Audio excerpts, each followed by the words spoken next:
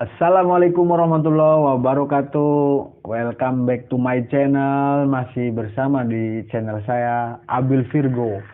Dan kenalkan nama saya Imam Supriyadi. Dan di sini saya bareng teman saya yang mungkin bisa menginspirasi dari masa lalunya beliau, ya kan? Bisa menginspirasi kalian semua di sana, atau juga bisa memberikan kesan yang positif untuk yang menonton. Jadi ambil yang baiknya, buang yang kurang bagusnya. Sama teman saya yang benar-benar satu perjuangan, guys. Jadi dulu tuh kita tuh benar-benar nguli bareng, dan ketika kita buka usaha tuh ya kita sama-sama usaha, ya nggak beda jauh lah kita ininya kan. Jangka waktunya itu nggak beda jauh. Kita sama-sama usaha. Tanpa nggak usah lama-lama. Silakan perkenalkan diri Anda, kakak. Halo guys, nama saya Oni Saputra, admin Swiss Workshop. Pekerjaan saya sebagai seorang barber. Oke. Beliau itu adalah seorang barber yang sangat fleksibel, guys. Jadi dia tuh selalu humble dalam setiap bergaul itu. Beliau tuh humble banget dan nggak pernah aneh-aneh, guys. Dia tuh selalu mengimbangin orang-orang di sekeliling dia. Jadi semua teman-teman tuh selalu seneng kalau ada sama dia. Ya, kalau boleh tanya nih, dari berapa saudara sih kakak ini? Saya itu dari 5 saudara, tapi yang 2 udah lebih dahulu meninggalkan kita semua. Oke, cukup dramatis, cukup ini ya, guys. Terus kalau awal mula kakak bekerja itu di tahun berapa sih? Awal mula saya bekerja ini, saya setelah lulus sekolah langsung bekerja di om saya sebagai kuli bangunan. Nah, terus setelah itu beralih profesi menjadi pegawai isi ulang air minum atau air mineral di daerah Subang. Nah, terus berganti profesi lagi menjadi seorang barber atau tukang cukur. Berarti ada 3 pengalaman ya kakak, 3 pengalaman kerja. Dan itu tuh jangkanya berapa tahun sih kakak perganti kerja sekali tuh? Nah, itu waktu jadi kuli bangunan di om saya itu paling setengah tahunan. Terus menjadi penjaga isi ulang air mineral itu sekitar 6 tahunan. Dan menjadi seorang barber juga 7 tahunan lebih lah. Wow. Segitu. Berarti emang bener-bener pekerjaan ini tuh udah nyaman, bikin kakak nyaman ya? Ya. Udah bikin kakak nyaman. Kalau boleh tahu nih, kakak tuh pernah ngalamin gak sih yang di masa dimana kakak itu ada di paling titik terendah, dan seperti apa? Coba ceritakan bagaimana kakak.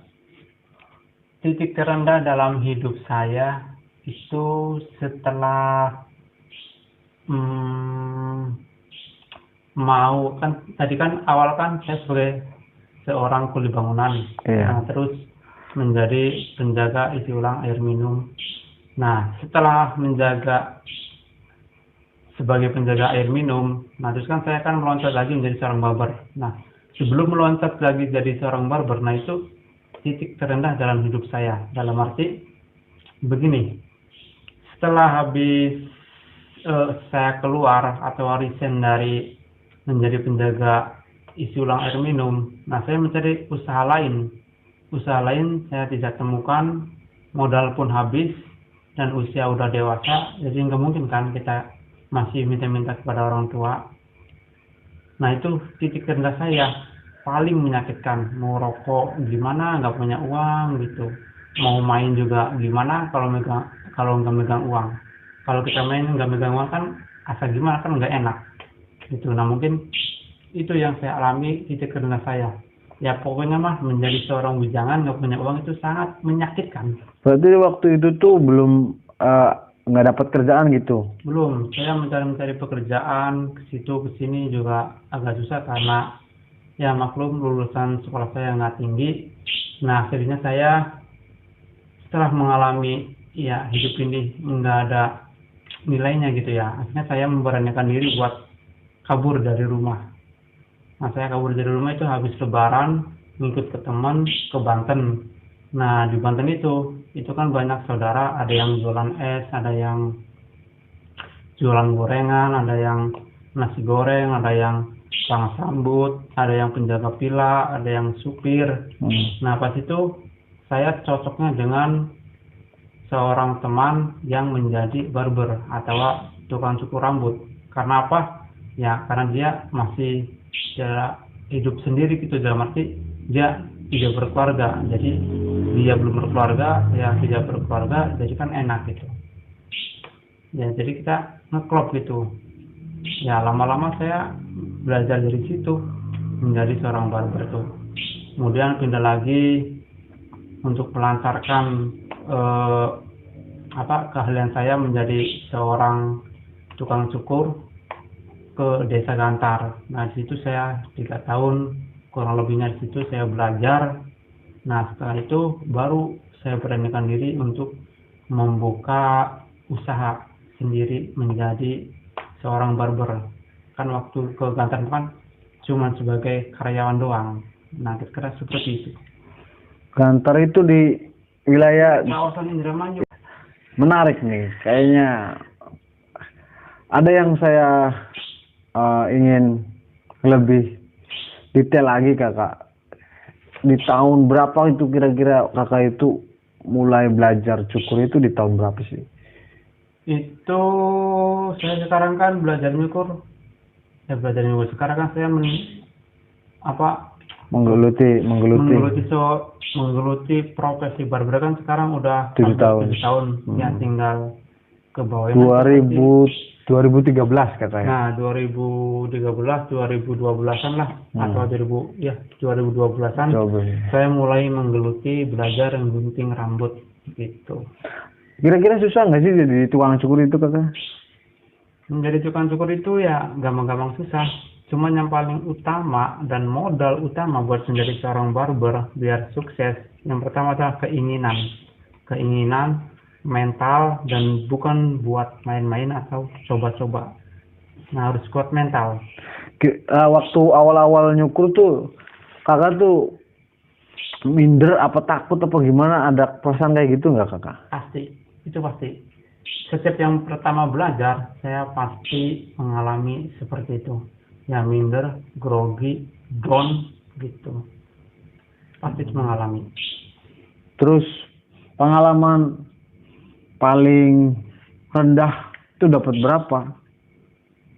Pengalaman paling rendah itu dapat berapa kepala? 5 kepala, 3 kepala awal-awal pertama merintis. Awal mulai cukur itu 3 kepala, 4 kepala, 5 kepala ya? Iya. Itu berapa tarif berapa itu waktu itu? Tarif 13. 13. Salah 13 atau 10 ya segituan lah, 10 ribuan lah. 10 ribu paling nggak. Tahun 2013 10 ribuan itu kalau nggak salah. Itu tuh sebenarnya masih pangkas ya kakak, belum barber sih. Kayak tuh masih awal karir tuh di pangkas-pangkas kayak gitu guys. Jadi beranjak dari satu pangkas ke pangkas yang lain. Tapi kalau hebatnya kakak ini dia cuma satu pangkas ya kalau nggak salah, satu pangkas doang ya kerjanya. Iya kerjanya di satu pangkas apa berapa pangkas? Yang di Banten 1 sama yang di Gantar. Oh dia 2 pangkas guys. Kalau saya udah berapa kali ya, banyak saya pindah-pindah terus saya. Alhamdulillah Argelis kayaknya udah saya kelilingi, cuman nggak sering, maksudnya nggak lama-lama gitu, kayak ada yang 1-2 hari, ada yang 1 minggu, ada yang termasuk saya juga pernah kerja sama beliau ini waktu ya masih ya udahlah ya iseng tapi ya kita pengen kerja juga, pengen dapat duit juga gitu. Gini kakak, kan tadi kakak bicara tentang pengalaman kerja kakak tuh bermula dari kerja di bangunan, kerja di isi ulang air, dan sekarang kerja di bidang menjadi seorang barber. Kira-kira dari pengalaman pertama kerja itu udah mencapai apa aja kakak dari kerjaan pertama? Dari yang pertama apa ya? Ya waktu itu kan saya kan belum punya HP.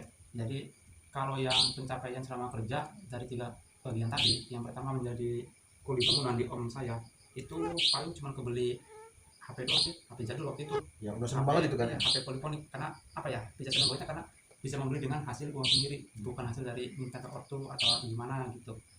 Nah terus setelah menjadi kuli bangunan itu kan pindah menjadi penjaga isi ulang air minum. Nah pencapaiannya itu bisa kebeli motor dan yang lainnya, cuman yang paling kelihatan ya motor lah gitu.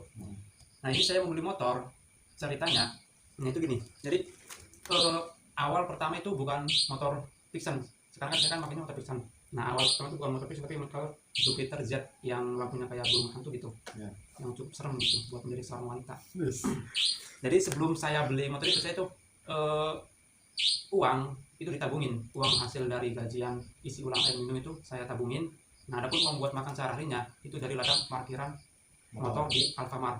Nah, waktu itu pas banget di samping saya kan waktu itu ada Alfanya itu, jadi pas banget itu saya parkirin motor di situ. Tapi cuman maksudnya bukan parkirin secara asli sih, cuma saya ngebantuin doang gitu. Cuman ya hasil makan saya, ya hasil makan saya dari situ, dari ladang parkir. Adapun uang gajian dari penjaga isi ulang air minum ya saya tabungin buat membeli motor. Nah karena saya pingin banget punya motor, jadi selama 1 tahun lebih ini saya nggak pernah libur karena pingin banget punya motor. Saya tabungin terus. Nah setelah uang cukup baru saya beli motor Jupiter yang lampunya kayak burung hantu, yang listanya tajam banget kalau dari cewek. Benar serius. Nah itu motor saya pegang berapa tuh ya, kurang lebihnya 3 tahunan lah. 3 tahunan mengalami kecelakaan apa, jadi saya udah nggak cocok gitu sama motor tadi. Akhirnya saya jual selama 5 bulan. Saya cari uang dulu. Nah terus setelah ada cukup uang, kemudian saya belikan lagi motor Vixen tapi di kredit selama 1 tahun. Alhamdulillah 1 tahun lunas. Nah, sampai sekarang motornya. Dan usia motor saya berarti ini udah lama banget, karena pergantian plat nomor aja nih ntar bulan 8 tahun 2020 itu udah yang kedua kalinya. Berarti ya udah 10 tahun saya punya motor itu tuh. Pencapaian dari usaha penjaga air minum mineral. Kalau kitanya mau ada kemauan nabung, ada kemauan yang dicapai, ya mungkin kita akan bisa melakukan ya kak. Yang penting kemauannya besar. Niat kemauan harus benar-benar. Iya. Gitu. Iyalah. Terus menarik ini kan. Jadi sesuatu ketika seseorang ada kemauan yang besar, di situ pasti ada jalan. Tinggal kitanya sungguh-sungguh nggak sama kemauan itu, ya kan? Benar banget apa yang saya lakukan juga begitu guys. Terus ini kan kakak udah punya rumah sendiri nih. Ini ceritanya seperti apa sih kakak bisa punya rumah segede ini sendiri? Ini rumah sebenarnya sih bukan hasil dari kerja saya sih, cuman ini rumah warisan. Cuman berhubung saya anak terakhir, jadi jatuhnya ke tangan saya dan saya harus mengembalikan harta yang udah dibagi-bagi. Dalam arti ini kan rumah kan asli dari orang tua, bukan saya yang membangun sendiri. Jadi apa ya, kalau dalam bahasa Jawanya ya rumah dibagi-bagi, yang kakak dapat berapa, yang kakak ini dapat berapa. Nah saya tinggal ngebayarin gitu pengembaliannya gitu ke bapak ke kakak ini gitu. Iya, jadi kakak tuh ngeganti uang yang harusnya kalau orang lain tuh jual guys, jual terus dibagi-bagi. Kalau kakak ini tuh udahlah rumahnya buat saya aja, nanti pembagian itu saya bayar semua gitu. Tapi menurut saya kakak ini ada hasil jeripayanya kakak, walaupun ini warisan. Iya ya kan, itu kan dari hasil uang yang buat kembaliin ke kakak saya kan, iya. Otomatis uang dari kerja saya gitu. Kerja juga. Dan menurut saya kakak ini luar biasa loh guys. Jadi benar-benar sendiri, mandiri, terus ya apa ya, tapi dia tuh nggak males guys. Jadi gini guys, jadi kalau dilihat dari perjuangan kakak Oni ini sebenarnya ada yang menarik, dan banyak yang kita nggak tahu. Kalau seandainya kakak Oni tuh di sini tuh bener-bener emang sendiri, nungguin rumah sendiri. Terus kebetulan dia tuh masih single ya, tapi dia tuh nggak males guys, nggak males. Kenapa saya bilang nggak males? Walaupun dia sendiri, dia udah mapan lah. Kalau saya, dia punya usaha barber, dia punya kendaraan sendiri, punya rumah sendiri. Terus lagi dia jualan online, ada jualan online alat-alat cukur rambut. Itu kan nggak sedikit guys. Jadi dari barbernya aja udah ada penghasilan, dari jualan online juga makin nambah penghasilan. Berarti dia tuh emang basicnya emang benar-benar pekerja keras, nggak bisa diremehin. Sebenarnya kalau hitung-hitungan uang ya nggak tahu, saya pasti kalah jauh nih sama kawan ini. Patut dicontoh ini, patut dicontoh guys. Kita tuh berpikir harus ya nggak harus kerja berat dan nggak harus kerja kasar. Intinya kita tuh harus tahu di mana tempat yang kita harus tempati gitu ya kakak ya. Kalau seandainya itu ada peluang, kenapa tidak ya kan? Jualan online pun kalau seandainya kita tekun ada hasilnya. Ya pokoknya sangat inspirasi buat teman-teman kita. Ya, teman kita yang masih sendiri gitu. Iya, teman kita yang masih sendiri itu harus banyak-banyak inilah ngambil sisi baik dari kakak ini karena beliau tuh nggak ini kan nggak, ya intinya keren sih, keren kali ini keren. Yang pertama, hidup sendiri itu memang susah, tapi harus dijalani. Asik. Gitu. Keren. Enggak menyerah, harus semangat. Hidup sendiri itu bukan menjadi alasan untuk menjadi pemalas. Jadi kita harus semangat bahwa hidup sendiri itu tidak ada yang menopang. Kalau tidak bekerja ya siapa yang mau ngasih makan. Jadi harus semangat, tetap kerja, berangkat pagi, pulang malam. Walaupun uangnya tidak bukan untuk apa-apa, tapi buat bekal hidup kita, buat bekal ibadah kita. Karena cinta tanpa uang tetap aja hampa, bener guys. Cocok. Cinta tanpa uang tetap aja hampa. Karena cinta enggak bakal hidup tanpa uang. Perlu uang juga buat ibadah, buat cinta, buat keluarga, dan buat semuanya. Karena apa? Ya karena kita masih di dunia. Kalau lu sudah mati nggak bakal dapat uang, bro. Oke guys, kesimpulannya setelah ngobrol-ngobrol bareng kak kawan ini, ternyata beliau mengajarkan bahwa hidup sendiri itu tidak boleh malas, harus tetap semangat walaupun nggak ada tanggungan, cuma biaya hidup sendiri kita, tapi beliau itu tetap semangat menjalani hidup, tetap semangat bekerja keras, dan bahwa hidup ini nggak boleh dibawa malas guys. Jadi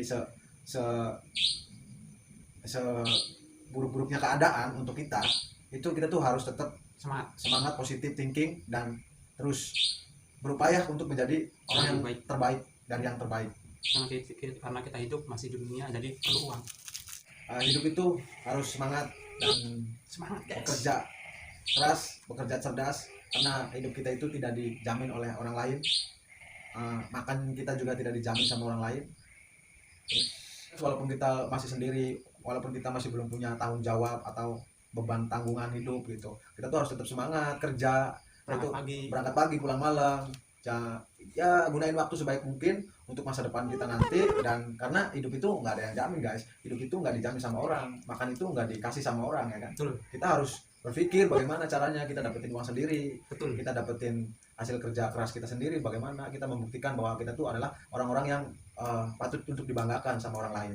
Dan mungkin itu sedikit kesimpulan dari saya. Seandainya ada asumsi lain dari kalian yang menonton, ambil positifnya, buang jauh-jauh negatifnya, karena kita hanya sebagai manusia biasa yang tak luput pernah dari salah dan dosa. Dan jangan lupa satu, hak kita kepada Sang Pencipta.